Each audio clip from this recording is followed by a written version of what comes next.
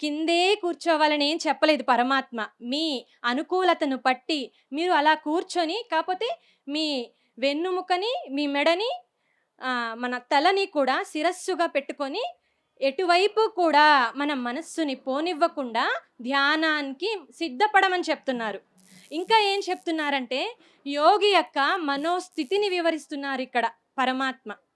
ప్రశాంతాత్మా విగతభిః బ్రహ్మచారి వ్రతే స్థితః మనః సంయమ్య మచ్చిత్తః యుక్తాసీత మత్పరః. యోగి అనేవాడు ఎలా ఉండాలంటే ప్రశాంతమైన మనస్సుతో కూర్చోవాలి ధ్యానంలో. మన మనస్సుని ఆలోచనల నుండి విముక్తి పొందడమే ఇక్కడ ధ్యానం అంటున్నారు.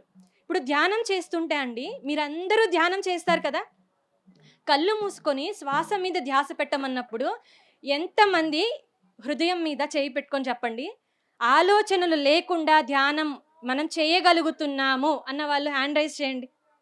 వెరీ గుడ్ అండి, క్లాప్స్ అండి. నిజంగా ధ్యానం అనేది అందరికీ కుదరదండి, ధ్యానం అందరికీ కుదరదు, ఆలోచనలు వెళ్తూ ఉంటాయి. పరమాత్మ ఇందులో అదే చెప్తున్నారు, మనస్సు అనేది చంచలమైనది. ఒక ఉదాహరణ చెప్తానండి. కోతి పిల్ల ఎలా ఉంటుందండి, అసలు ఒక చెట్టు దగ్గర ఉందనుకుందాం, ఆ ఎదురు ఇంకో చెట్టు ఉంది, ఇక్కడి నుంచి అక్కడికి, అక్కడి నుంచి ఇక్కడికి గంతులు వేస్తూనే ఉంటుంది. అదేం చేసిందంటే ఒక్క చోట స్థిరంగా ఉండదు, తాటి చెట్టు ఎక్కిందంట. తాటి చెట్టు ఎక్కి తిన్నగా ఉండకుండా అక్కడున్న కళ్ళు తాగిందంట. అసలే కోతి పైన తాటి చెట్టు మీద ఉన్న కళ్ళు తాగింది, అక్కడి నుంచి కింద పడిపోయింది. కిందేమో నిప్పు ఉంది, నిప్పు తక్కింది, పక్కన తేలుంది, అదే కోతికి తేలు గుట్టింది, మళ్ళీ అదే కోతికి దెయ్యం పట్టిందంట. ఇంకా ఎలా ఉంటుంది ఆ కోతి? మన మనస్సు కూడా అదే విధమైన స్థితిలో ఉంటుందని పరమాత్మ భగవద్గీతలో వివరించారు. ఇప్పుడు మనస్సు చంచలమైనది, రకరకాల ఆలోచనలు వస్తూనే ఉంటాయి. దాన్ని ఏం చేయాలి? ఆలోచనల నుంచి విముక్తి కలిగించాలి. ఎలా కలిగించాలి ఆలోచనల నుంచి విముక్తి అంటే, యతో యతో నిశ్చరతి మనశ్చంచలమస్థిరం తతస్తతో నియమ్యైతత్ ఆత్మన్యైవ వశం నయేత్. మనస్సు అనేది చంచలమైనదే, కాదనడం లేదు. ఆ మనస్సు నీ హృదయంలో ఉండకుండా బయటికి వెళ్తుంది, విపరీత ఆలోచనలు చేస్తుంది అని నీవు గ్రహించాలి, స్పృహ పెట్టాలి, దాని మీద నిఘా పెట్టాలి.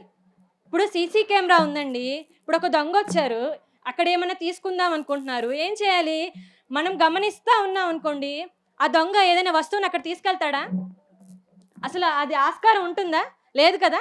మనము కూడా మన మనస్సుని వెళ్ళినప్పుడు, నీవెందుకు అక్కడికి వెళ్తున్నావు, నువ్వు ఎక్కడున్నావు, నీ శరీరం ఎక్కడుందో నీ మనస్సుని నీవు అక్కడే ఉంచుకోవాలి అని నిఘా పెట్టి మనస్సు మీద దాన్ని తిరిగి వెనక్కి తీసుకురావాలి. ఆలోచనల జోలికి మనస్సుని పంపించకూడదు, నీ మనస్సు వెళ్తుంది అనే స్పృహని నీవు కలిగి ఉండాలి అని చెప్తున్నారు పరమాత్మ.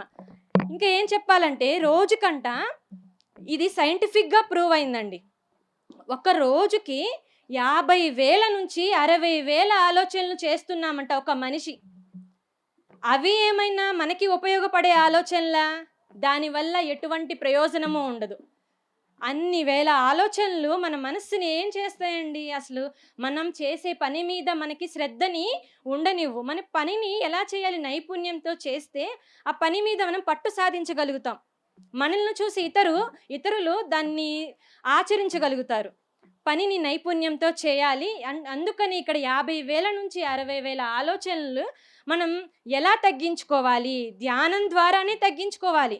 ధ్యానం చేస్తూ నీ మనస్సుని ఎక్కడికి కూడా వెళ్ళనివ్వకుండా శ్రద్ధగా ధ్యానం చేస్తూ నీ దగ్గరే నీ మనస్సు ఉండేలా ఆలోచనలు రానివ్వకుండా చేయాలి.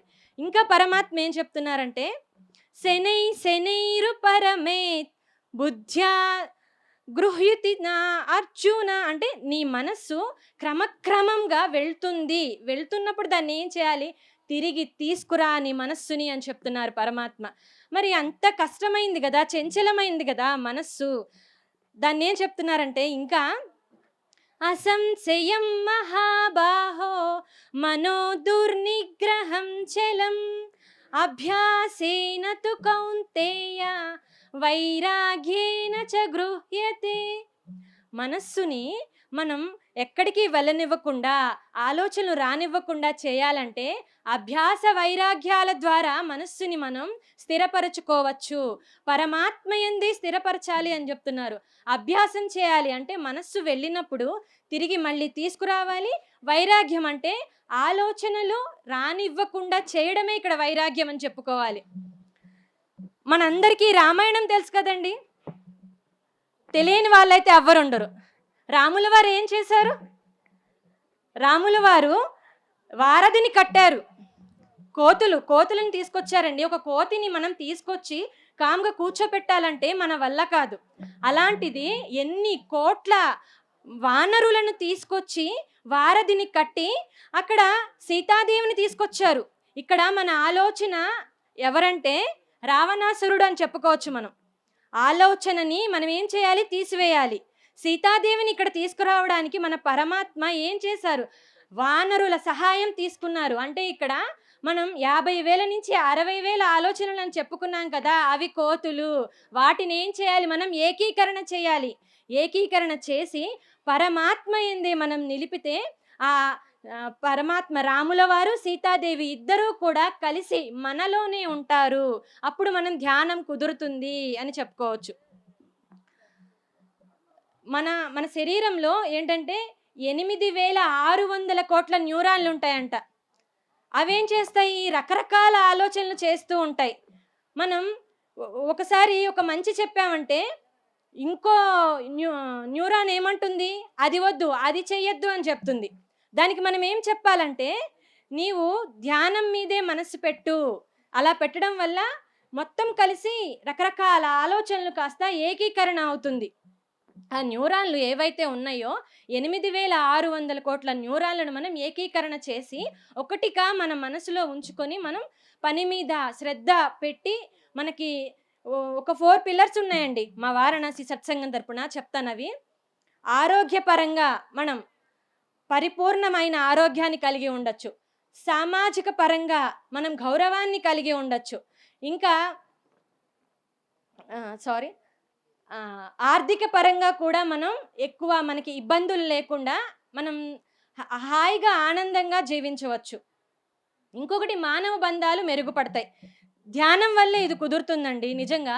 ఇప్పుడు నీవు ప్రశాంత చిత్తంతో ఉన్నారనుకోండి. ఇప్పుడు మనకి భయం వేసింది.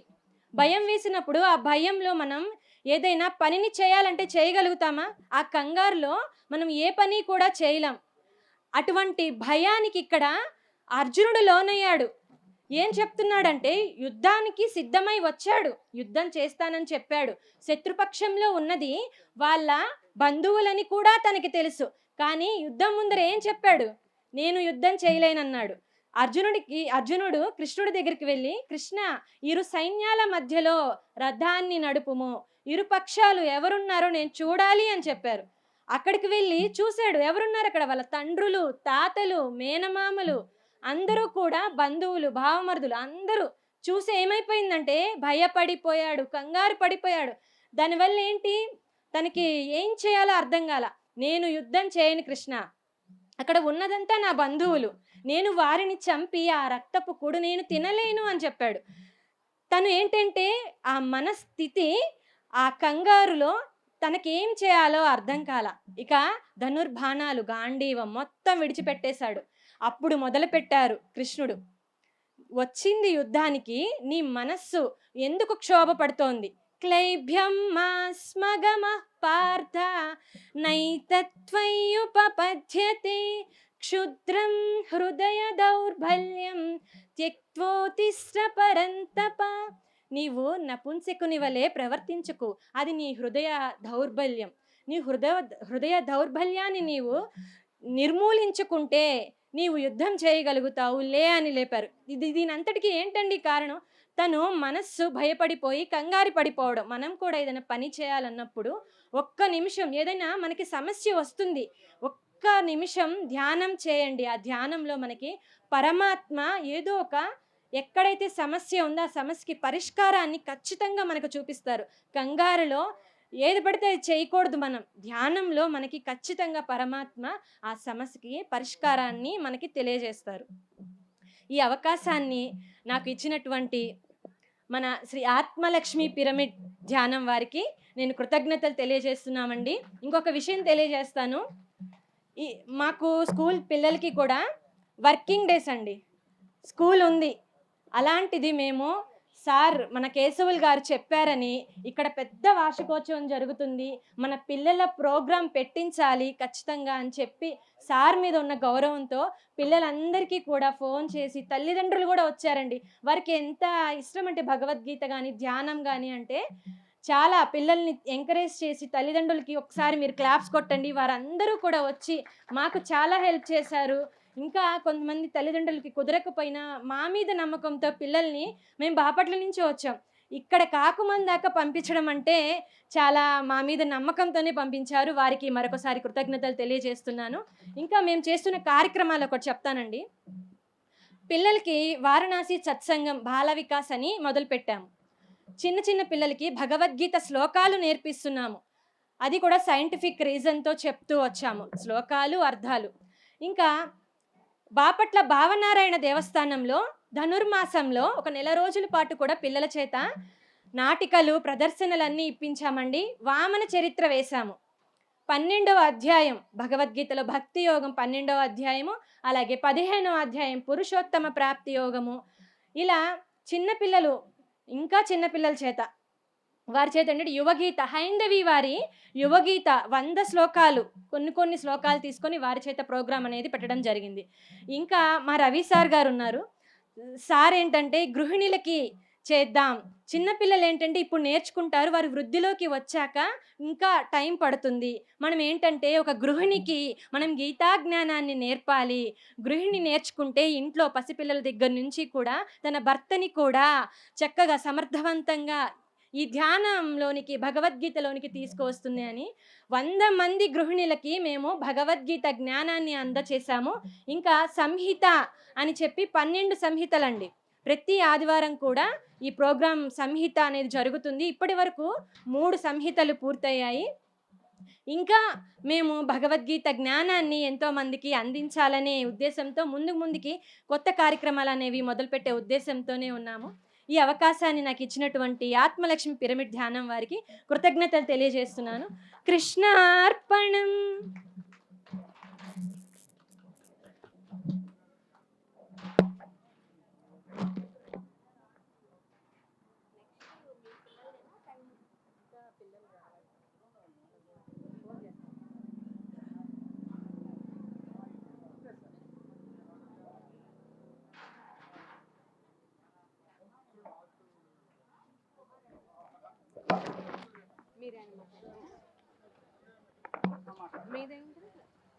మీరు మాట్లాడితే మాకు కాదు, మీరు తీసుకోండి క్లాస్. మీ పేరు పిల్లలు రెడీ అయ్యారు.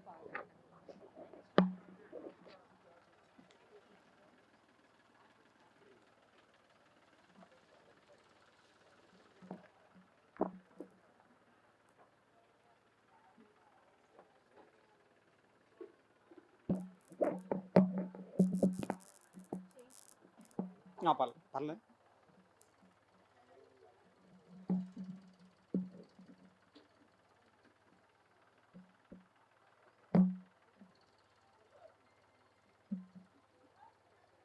పది నిమిషాలు మనకు సమయం ఉందండి.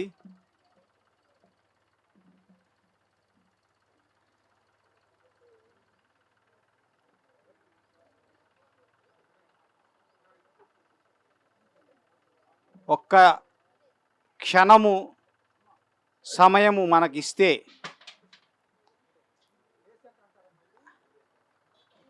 ఆ క్షణాన్ని మనము ఎలా ఉపయోగించుకుంటామో దాన్ని బట్టి కర్మ ఫలితం అనేది తయారవుతుంది. ఒక్క క్షణం ఈ భూమి మీద 3 రకాల జనాలు ఉన్నారు. భగవద్గీత చెప్తుంది, ప్రపంచంలో ఉన్న జనాలందరూ 3 గుణాలతో ఉన్నారు, 3 రకాలుగా ఉన్నారు.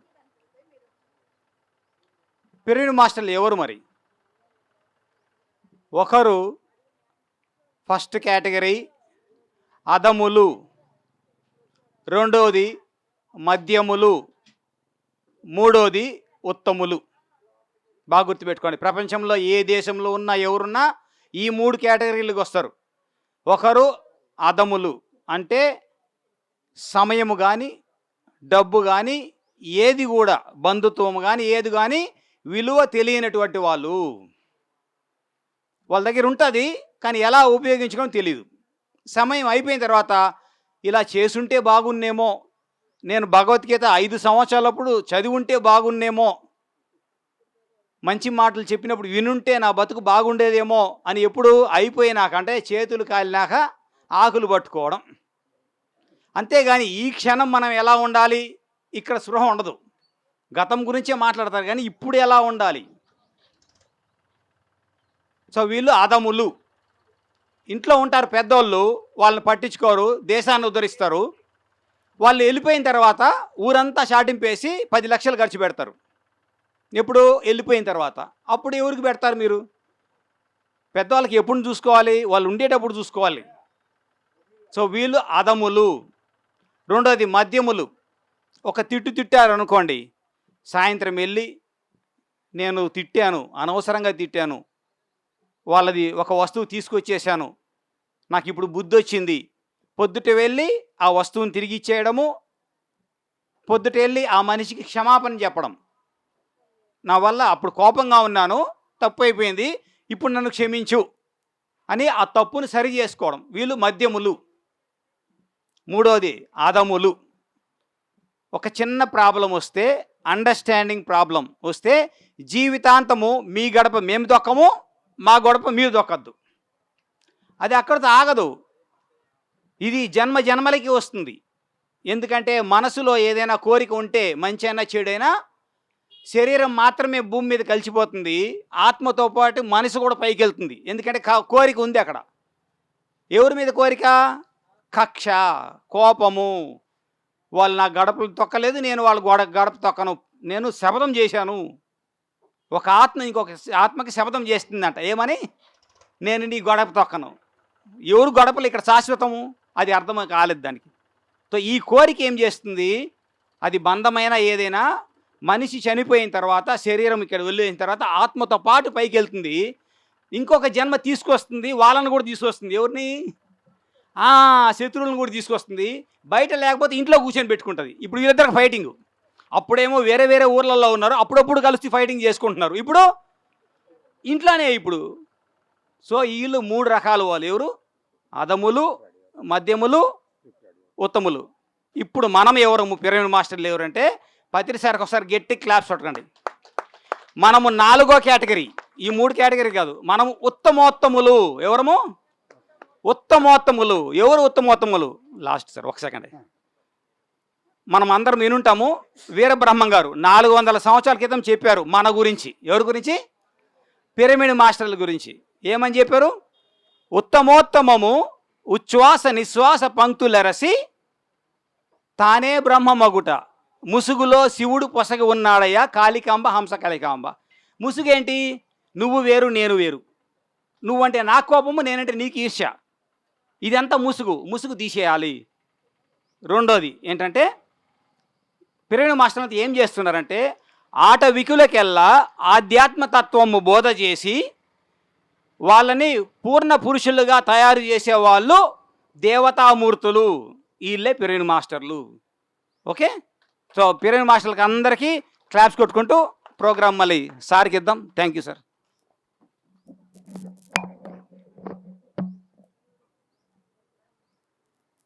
అనుకున్న ప్రోగ్రాం స్థితప్రజ్ఞుడు, స్థితప్రజ్ఞత, కృష్ణార్జున సంవాదము అనే చిన్న నాటికలు మన వారణాసి బాల వికాస్ బాపట్ల సత్సంగం ద్వారా జరగబోతుంది. దీనికి శివకృష్ణ గారు వాళ్ళ ఆధ్వర్యంలో జరుగుతుంది. ఆయనకు మైక్ అందిస్తున్నాను.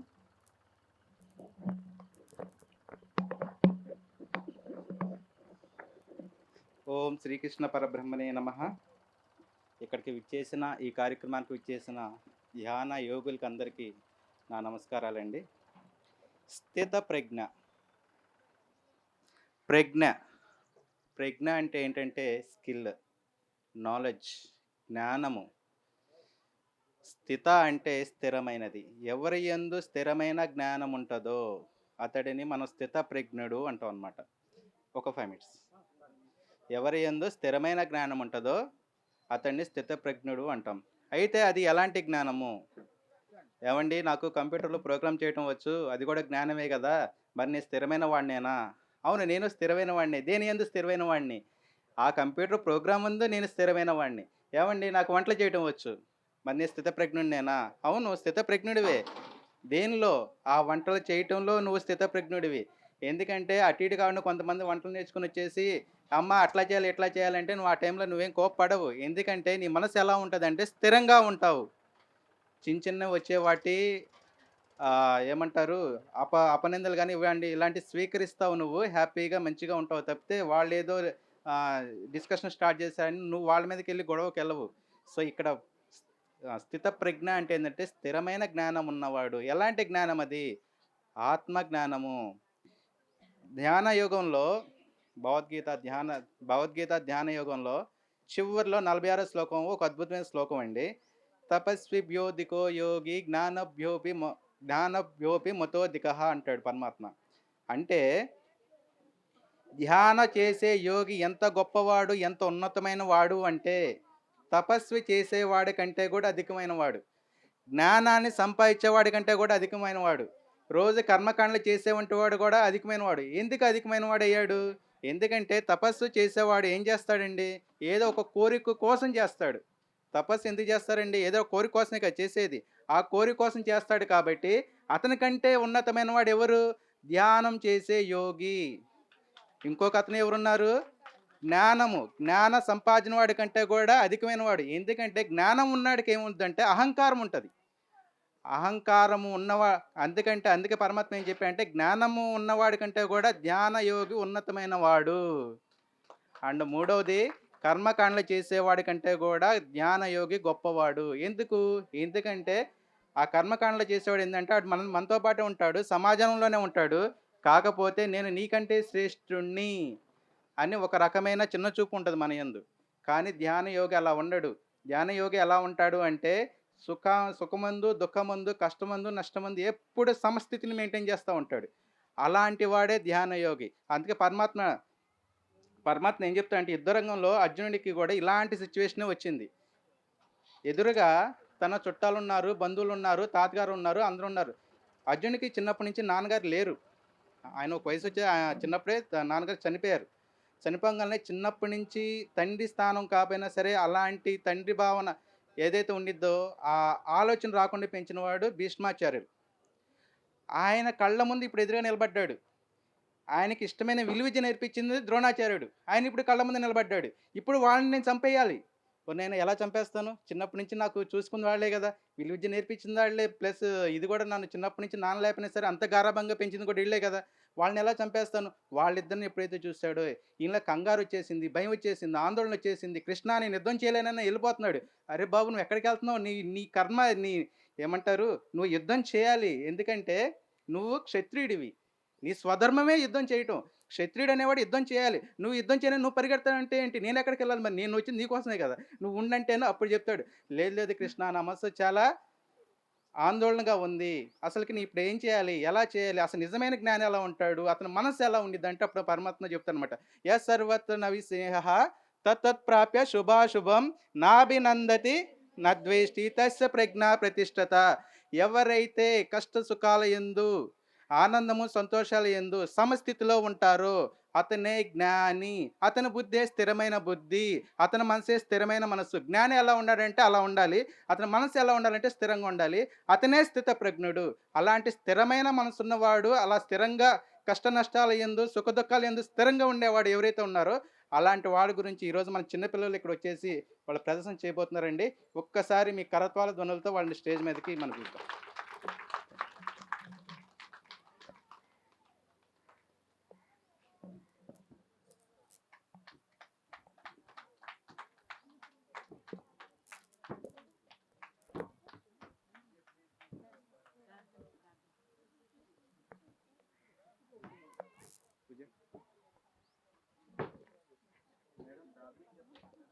మైక్ ఇంకోటి ఇవ్వు.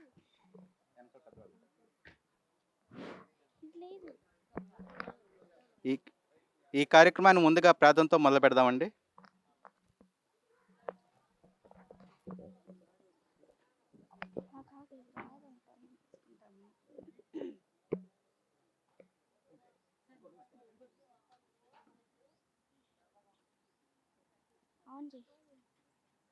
ఇంకోటి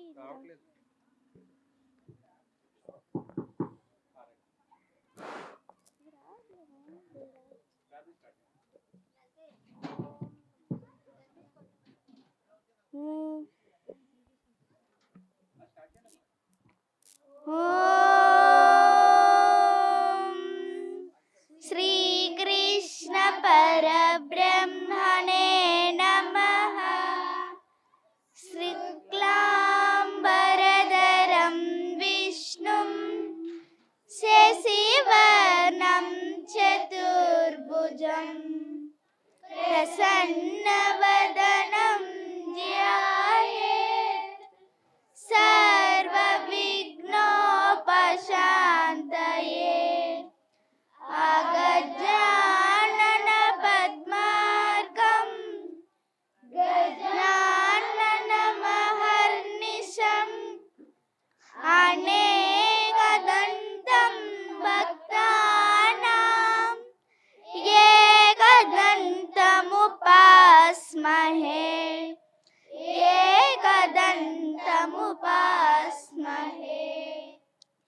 గురుర్బ్రహ్మా గురుర్విష్ణుః గురుర్దేవో మహేశ్వరః. గురుర్సాక్షాత్ పరబ్రహ్మ తస్మై శ్రీ గురవే నమః. సరస్వతీ నమస్తుభ్యం వరదే కామరూపిణి విద్యారంభం కరిష్యామి సిద్ధిర్భవతు మే సదా. పద్మపత్ర విశాలాక్షి పద్మకేసరవందిని నిత్యం పద్మాలయాం దేవి శ్యామం పాటు సరస్వతి భగవతి భారతి పూర్ణేను బింబాలన. శ్రీరామ రామ రామేతి రమే రామే మనోరమే సహస్రనామ తత్తుల్యం రామనామ వరాననే. ఓం పార్థాయ ప్రతిబోధితా భగవతా నారాయణేన స్వయం వ్యాసేన గ్రహీతాం పురాణమునినా మధ్యే మహాభారతం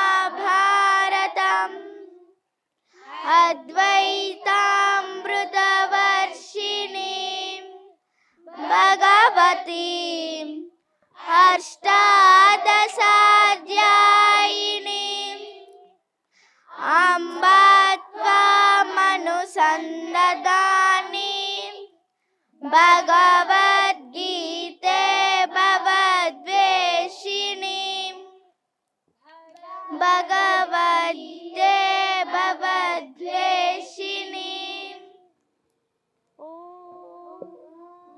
శ్రీకృష్ణ పరబ్రహ్మణే నమః.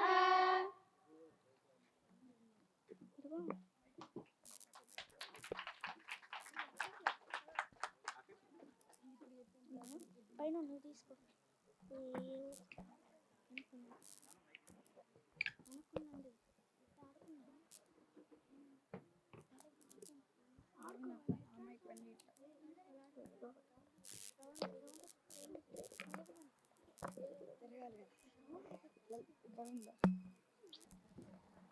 ఏమిటిది ఈ పిల్లలంతా ఇలా అల్లరి చేస్తున్నారు? అవును. ఏమిటిది ఈ పిల్లలంతా వేలాపాలా లేకుండా ఆటల్లో మునిగి తేలుతున్నారు? ఎవరో ఒకరు బాధ్యత తీసుకొని క్రమశిక్షణలో పెట్టకపోతే ఎంతో సమయం ఇలానే వ్యర్థం చేసుకుంటారు.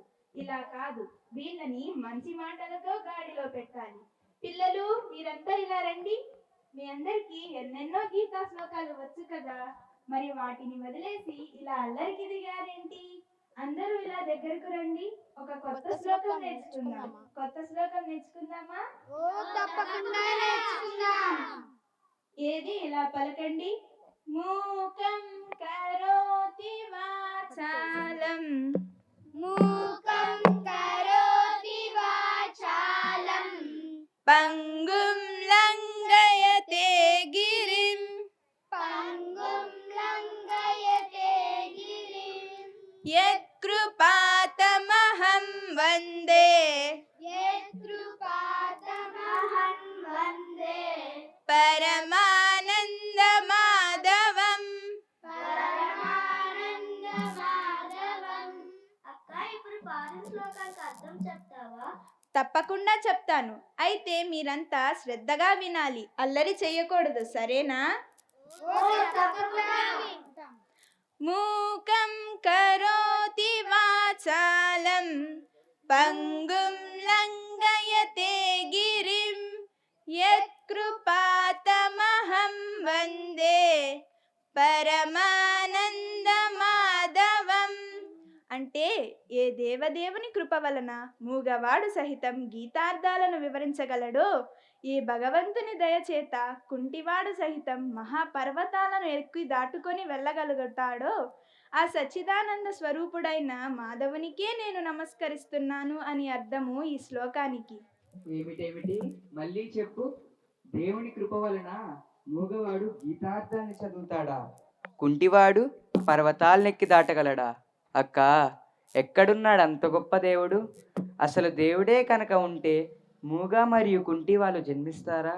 సరే, ఇదంతా కాదు, అసలు దేవుడున్నాడని నిరూపించగలవా? సరే, తప్పకుండా నిరూపిస్తాను. అయితే నువ్వు కూడా నా కోసం ఒకటి నిరూపించాలి. నిరూపించగలవా? ఏమిటది? ఈ ప్రపంచంలో ఒక్క టైలర్ కూడా లేడని నేను వాదిస్తున్నాను. ఉన్నాడని నువ్వు నిరూపించగలవా? అక్క, వితండవాదానికి దిగుతున్నావు. ఈ ప్రపంచంలో టైలర్ లేకపోవడం ఏమిటి? ఒకవేళ టైలరే కనుక ఉండి ఉంటే నీ షర్ట్ బటన్స్ ఇలా ఊడిపోతాయా? భుజం మీద చిరుగు ఉంటుందా? ఆహా, ఎంత విచిత్రంగా వాదిస్తున్నావక్క. టైలర్ ఏమన్నా నిరంతరం మన వెంటపడి తిరుగుతాడా ఏమిటి? మన షర్టు తీసుకెళ్లి వాళ్ళకిస్తే బాగు చేసి మనకు తిరిగిస్తారు. చిట్టి తండ్రి, భగవంతుడు కూడా అంతే. భగవంతుని చేరుకోవడంలో మరియు దర్శించుకోవడంలో ధ్యాన యోగం అంతటి శక్తివంతమైన మార్గం మరింకేదీ లేదు. కాబట్టి మనం ఏకాగ్రతతో ధ్యానం చేస్తే భగవంతుణ్ణి చేరుకోగలం. నీ మనోప్రాణాలను అర్పించి ధ్యానించగలిగితే ఆ అంతర్యామి నీతో సంభాషిస్తాడు. నీకు కనిపించి నీ సందేహాలన్నీ తీరుస్తాడు. గెలుపు దిశగా నిన్ను నడిపిస్తాడు. అక్క, భగవంతుడితో మనం మాట్లాడగలమా? తప్పకుండా మాట్లాడగలం. అయితే నిశ్చల మనస్సుతో మనం ఆయనని ధ్యానించగలగాలి. అయితే ఆ ధ్యాన విధానాన్ని నాకు నేర్పుతావా? సంతోషంగా నేర్పిస్తాను. అయితే ఇదంతా నా సొంత పరిజ్ఞానం కాదు. భగవద్గీత ఏమి చెబుతుందో అదే నేను నీకు వివరించి చెప్పగలుగుతాను. అలాగే, శ్రద్ధగా వింటాను. తూచా తప్పకుండా పాటిస్తాను. చూడు తమ్ముడు, ధ్యాన యోగము అని పిలువబడే 6వ అధ్యాయంలో భగవంతుడు ధ్యాన విధానాన్ని ఇలా వివరించడం జరిగింది. మీ ఇంటిలోనే ఎవరికీ ఇబ్బంది లేని ఒక ప్రదేశాన్ని ఎంపిక చేసుకుని వస్త్రం పరుచుకుని హాయిగా కూర్చో. ఎలా కూర్చోవాలో చెబుతున్నాడు. సమం కాయ శిరో గ్రీవం ధారయన్నచలం స్థిరః సంప్రేక్షానాసికాగ్రం స్వం దిశచ్చానవలోకయన్ శరీరము, కంఠము, తల ఒకే సరళ రేఖలో నిశ్చలంగా నిలిపి స్థిరంగా కూర్చో.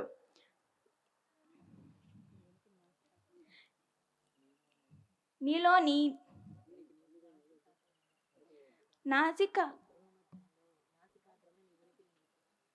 నాసికాగ్రమున నీ ఉనికిని నిలుపు.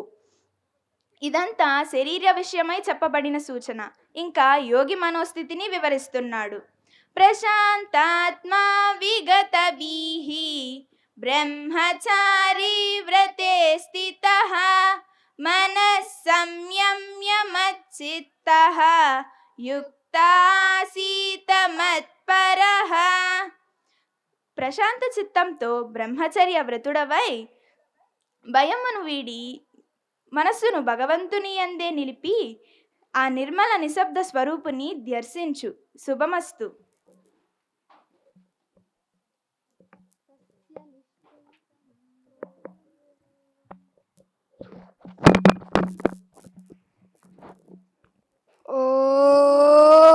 ఓం తస్య నిశ్చింతనం ధ్యానం.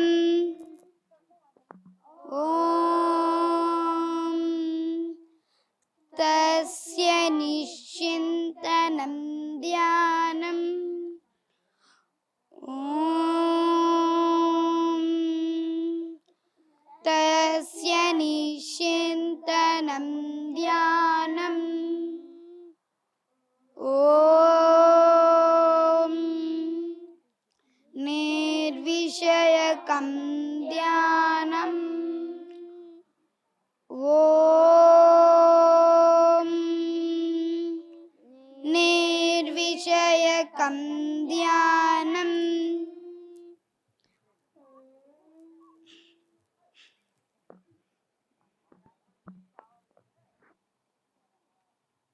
ప్రభు, పరమేశ్వర, ఆది మధ్యాంతరహితుడా, స్వామి, ప్రభు, కిరీటినం గదినం చక్రహస్తం ఇచ్చామి త్వాం ద్రష్టుమహం తదైవ తేనైవ రూపేణ చతుర్భుజేన సహస్రబాహు భవ విశ్వమూర్తి. ఓం శ్రీకృష్ణ పరబ్రహ్మణే నమః. ఓం శ్రీకృష్ణ పరబ్రహ్మణే నమః. ఓం శ్రీకృష్ణ పరబ్రహ్మణే నమః.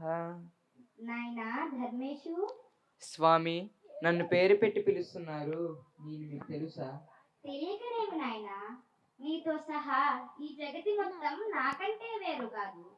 సూత్రమున మనులు గుచ్చబడిన రీతిగా ప్రపంచం నా ఎందే విడిసి ఉన్నది. నిత్యం గీతాశాస్త్రాన్ని పఠించు, ఈ సత్యాన్ని తెలుసుకోగలుగుతావు. సత్యమేవ చేతి మత్త పరతరం నాన్యత కించిదస్తి ధనంజయ మయి సర్వమిదం ప్రోక్తం సూత్రే మణిగణా ఇవ. నాయనా, ఏమి కోరి నన్ను ధ్యానించావు? స్వామి,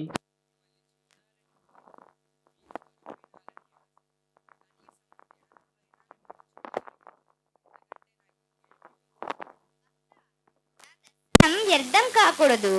నీ మనసుకు నచ్చింది ఏదైనా కోరుకో. స్వామి, నిత్యం ధ్యాన యోగులతో ఉండే మహాభాగ్యాన్ని, గీతా జ్ఞానాన్ని ప్రసాదించు. అదే నాకు 10,000. తప్పక లభిస్తుంది. నిత్యం నన్ను స్మరించుకునేవారు నా గురించి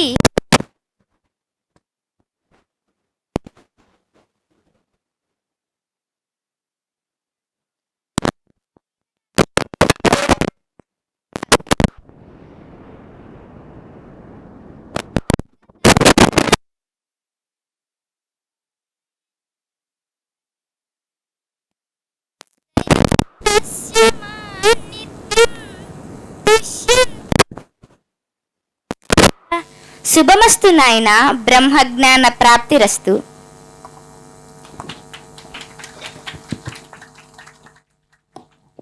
అక్క,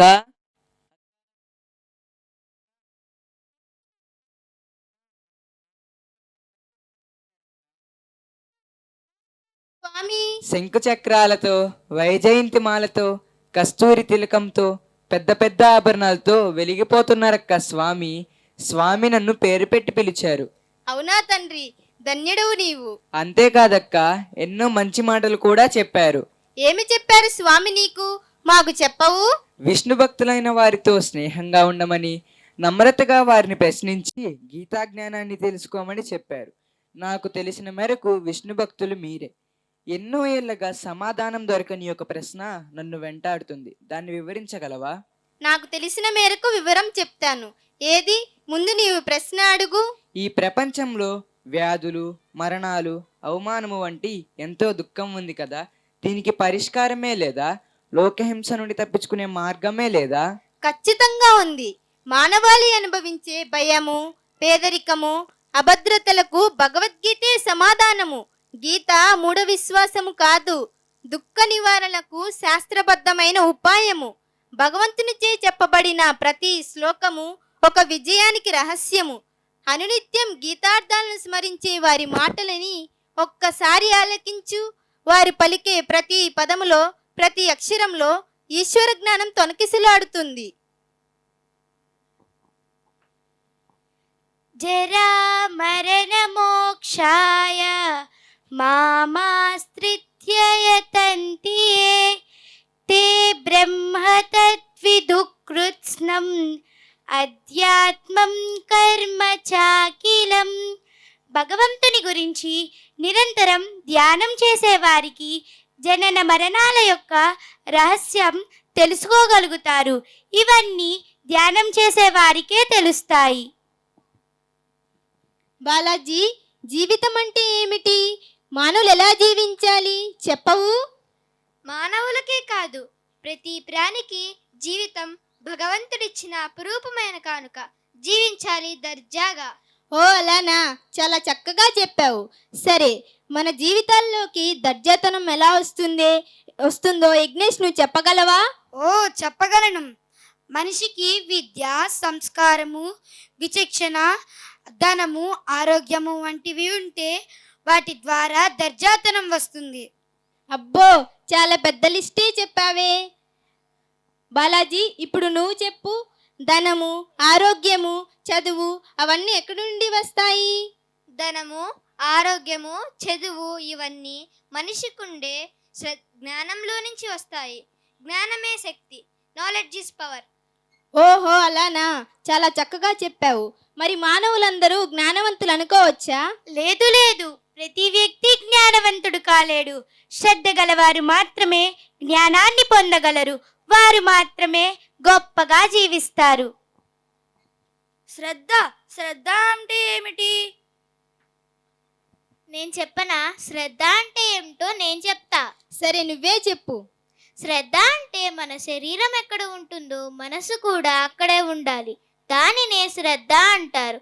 మనస్సు పగటి కలలు కంటూ ఎక్కడెక్కడో తిరుగుతుంటే అతని శరీరం సోమరిగా ఒక చోట పడి ఉంటుంది.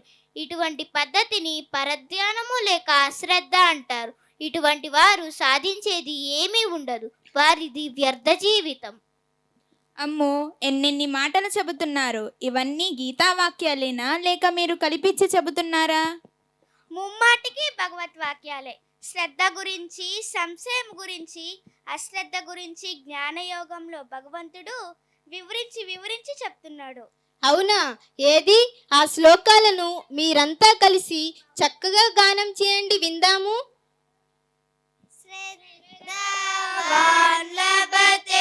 జ్ఞానం తత్పరః సంయతేంద్రియః జ్ఞానం లబ్ధ్వా పరాం శాంతిం అచిరేణాధిగచ్చతి. అగ్నిశ్చ శ్రద్ధదానశ్చ సంశయాత్మా వినశ్యతి. నాయం లోకోస్థిరపరో నసు సంశయాత్మనః.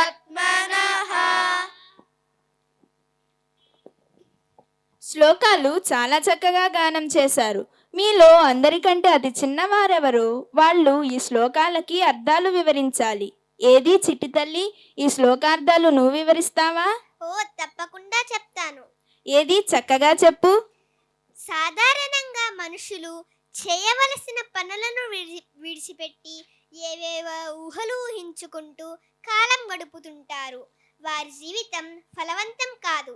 శ్రద్ధ కలిగి జ్ఞానవంతులై జీవితాన్ని గెలవాలని ఈ శ్లోకాలు వివరిస్తున్నాయి. అక్క, నేను ఇంకా వివరంగా చెప్పగలను. వెరీ గుడ్, ఏది చెప్పు విందాము. శ్రద్ధ ద్వారా జ్ఞానం వల్ల జ్ఞానం వస్తుందని, జ్ఞానమే మనిషి విజయానికి కావాల్సిన నైపుణ్యాలన్నిటిని నేర్పిస్తుందని భగవంతుడు వివరంగా చెప్తున్నాడు. నైపుణ్యం అంటే ఏమిటో చెప్పగలవా? ఓ చెప్పగలను. నైపుణ్యం అంటే పనులు నాణ్యతతో చేయగలడం, ఇతరుల కన్నా తక్కువ సమయంలో విజయం సాధించగలడం. దీనిని ప్రజ్ఞ లేక నైపుణ్యం అంటే SKILL స్కిల్ అని అర్థం. ఎలా అయితే ప్రవర్తిస్తే మనిషిలో ప్రజ్ఞ వృద్ధి చెందుతుందో కూడా భగవంతుడు సాంఖ్యయోగంలోని 5 శ్లోకాల ద్వారా వివరించారు. చాలా సంతోషం. ఏది మీరంతా కలిసి ఆ 5 శ్లోకాలను చక్కగా గానం చేయండి, విందాము. సర్వత్రానభిస్నేహః తత్తత్ ప్రాప్య శుభాశుభం నాభినందతి నద్వేష్టి తస్య ప్రజ్ఞా ప్రతిష్ఠితా యదా సంహరతే ఛాయం కూర్మోంగానీవ సర్వసః ఇంద్రియాణింద్రియార్థేభ్యః తస్య ప్రజ్ఞా ప్రతిష్ఠితా తాని సర్వాణి సంయమ్య యుక్తాసీత మత్పరః వసేహి యస్యేంద్రియాణి తస్య ప్రజ్ఞా ప్రతిష్ఠితా తస్మాదస్య మహాబాహో నిగృహీతాని సర్వసః ఇంద్రియాణింద్రియార్థేభ్యః తస్య ప్రజ్ఞా ప్రతిష్ఠితా ఇంద్రియాణాం హి చరతాం యన్మనోను విధీయతే తదస్య హరతి ప్రజ్ఞాం వాయుర్నావమివాంబసి.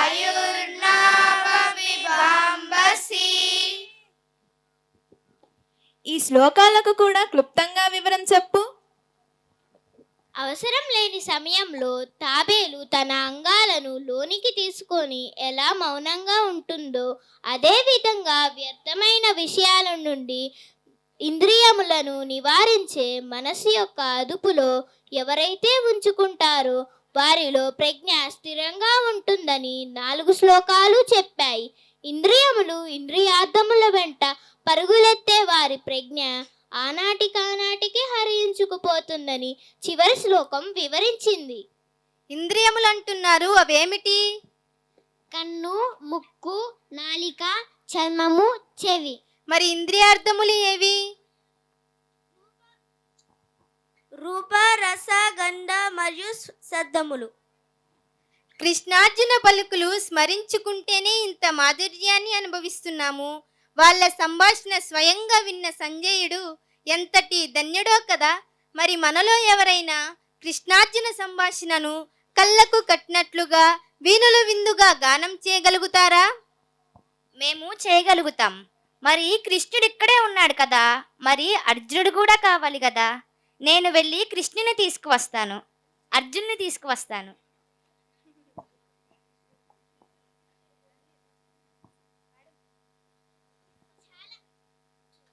చాలా మంచిది, వెళ్ళిరండి. మీరు వెళ్ళొచ్చేటప్పటికి మేము హరికీర్తనలు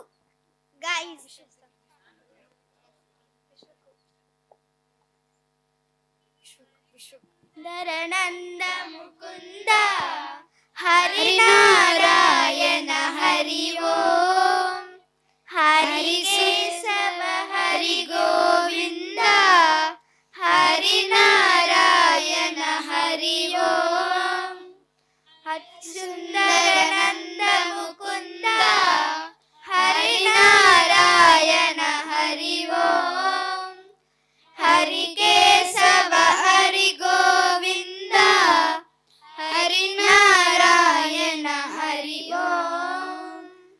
అచ్యుతం కేశవం కృష్ణ దామోదరం అచ్యుతం కేశవం కృష్ణ దామోదరం రామనారాయణం జానకీ వల్లభం రామనారాయణం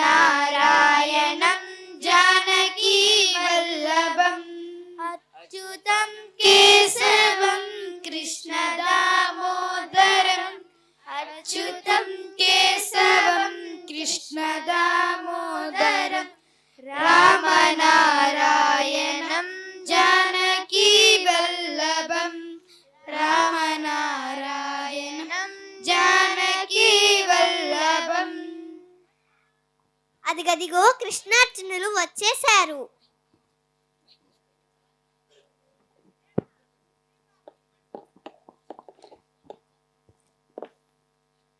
అర్జున, ఏమిటి విచారము? ఎందుకిలా దుఃఖిస్తున్నావు? కృష్ణ, అయిన వారిని చంపడానికి పూనుకున్న ఈ యుద్ధము నన్ను కలచివేస్తుంది. తండ్రులు, తాతలు, గురువులు, మేనమామలు, అన్నదమ్ములు, బామర్దులను సంహరించి పిమ్మట రాజ్యాన్ని అనుభవించాలనే తలంపే నన్ను దహించి వేస్తుంది. మాధవ, నాకు ఈ యుద్ధము వద్దు, ఈ రాజ్య భోగాలు వద్దు. నకాంక్షే విజయం కృష్ణ నచ రాజ్యం సుఖాని చ కిం నో రాజ్యేన గోవింద కిం భోగైర్జీవితేన వా. అర్జున, ఈ సంకట సమయంలో ఈ భయము ఎక్కడి నుండి దాపరించింది నీకు? కుతస్త్వా కస్మలమిదం విషమే సముపస్థితం అనార్యజుష్టమస్వర్గ్యం అకీర్తికరమర్జున. అర్జున, ధైర్యం దైవస్వరూపము, పిరికితనం పరమనీచం. ఇది ఇహ పరముల రెండిటిని చెరచి నిన్ను అపకీర్తి పాలు చేస్తుంది. క్లైబ్యం మాస్మగమ పార్థ నైతత్వయుపపద్యతే శుద్రం హృదయ దౌర్బల్యం త్యక్తోతిష్ఠ పరంతప. అర్జున, మహావీరుడవైన నీవు నపుంసకున వలె ప్రవర్తించకు. ఇది నీకు తగదు. ఇది మహోన్నతమైన జాలిగుణం అనుకుంటున్నావేమో, కానే కాదు. ఇది హీనమైన హృదయ దౌర్బల్యము, మానసిక బలహీనత. లే, దీనిని తక్షణం వదిలించుకొని యుద్ధానికి సన్నద్ధుడవై ముందుకు నడువు. ప్రభు కృష్ణ. అర్జున, ఇంకేమిటి నీ సందేహము? ఎదలోన దిగులైందయ్యా నేనుండ బెంగేలయా. హే కృష్ణ, ఏమి పార్థ, హే కృష్ణ, ఏమి పార్థ. అచ్యుత కేశవ స్వామి. నీ సంశయమేమిటో చెప్పు అర్జున. స్వామి, పగవాళ్ళు మా వాళ్ళు చుట్టాలులే. ఆహా, అటులనా? సమరాన చుట్టరికమే చెల్లదే నారి సారించగా కదలిరా. నన్ను మన్నించు మాధవ. ప్రభు, ఈ కర్మ నాకేలయ్యా. అర్జున, నీ ధర్మాన్ని కాపాడడమే నీ ప్రస్తుత కర్తవ్యం. యుద్ధాయ కృత నిశ్చయః. పరమేశ్వర, పరంధామ, గోవింద, హృషికేశ. నీ సంశయమేమిటో చెప్పు అర్జున. ప్రభు, నా స్నేహితులు. అర్జున, కావచ్చు. ఈశ్వర, ఈ సమరములో కౌంతేయ, వారు మరణించవచ్చు. ఓ దేవదయ చూడయ్యా. అర్జున, ఏమైంది నీలోని ఆ క్షాత్రము? సరిచూడని బ్రతుకు బహుక్షణికము. ఓ నరుడ భ్రమ వీడయా, ఓ నరుడ భ్రమ వీడయా. స్వామి, ఈ బాధ పడలేను, బంధాలు విడలేను. కృష్ణ, ఈ చావులే ఎందుకో? అర్జున, చచ్చేది తనువేగ ఆత్మ వాని పుట్టుకకే. నే చంపలేనయ్య రాణి అపజయము, సైనికుడు నీవయ్య నీ వృత్తి రణమయ్య. నాకేల కృష్ణయ్య ఈ రాజ్య భోగాలు. అరెరరే ఉపయోగమే లేని వైరాగ్యమిక చాలు. నరకంగా తోస్తుంది నాకిప్పుడు జగమంతా, జగమంత నేనేగ నీకేలా చింత. పోరాడలేను దయచూడు ప్రభువా, ఇక బ్రతుకలేను.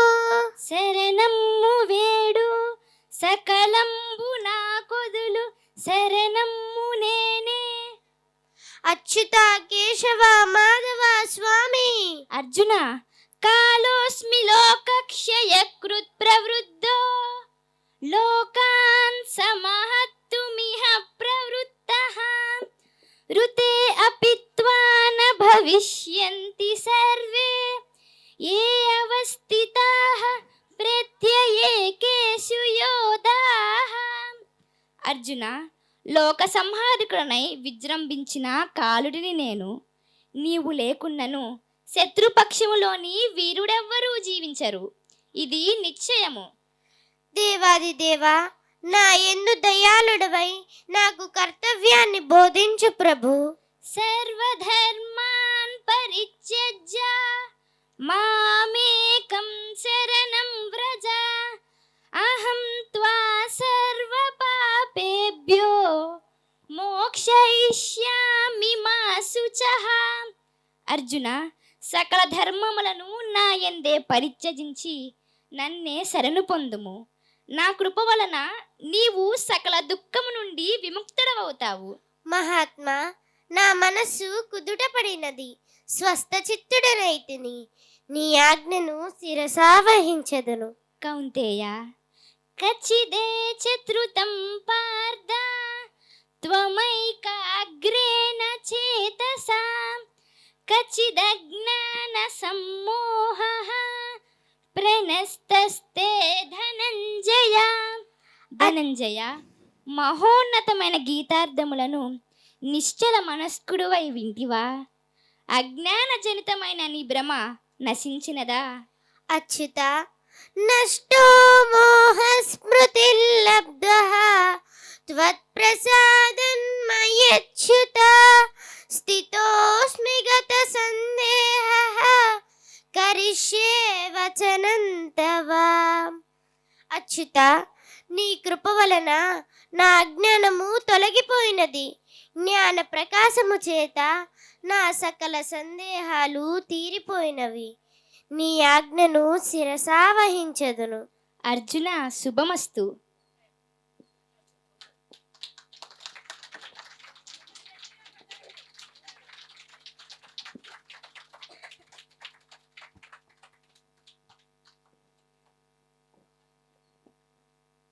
శభాష్, పెద్దలందరికీ నమస్కరించండి. పెద్దలు, ధ్యానయోగులు, విష్ణు భక్తులైన మీ అందరికీ శతసహస్ర నమస్సులు. పూజ్యనీయులైన మీ అందరికీ ఇప్పుడొక చిన్న విజ్ఞప్తి. అయ్యలారా, అమ్మలారా, భగవంతునిచే చెప్పబడిన జీవిత సత్యాలను మీ అందరి దృష్టికి తీసుకురావాలనే సత్సంకల్పంతో ఈ రూపకం ప్రదర్శించబడింది. అమ్మానాన్నలతో సమానమైన మీరంతా మా ప్రయత్నాన్ని ఆశీర్వదించమని మా విజ్ఞప్తి. ఇక శాంతి మంత్రం చెప్పి ఈ కార్యక్రమాన్ని ముగిస్తాము.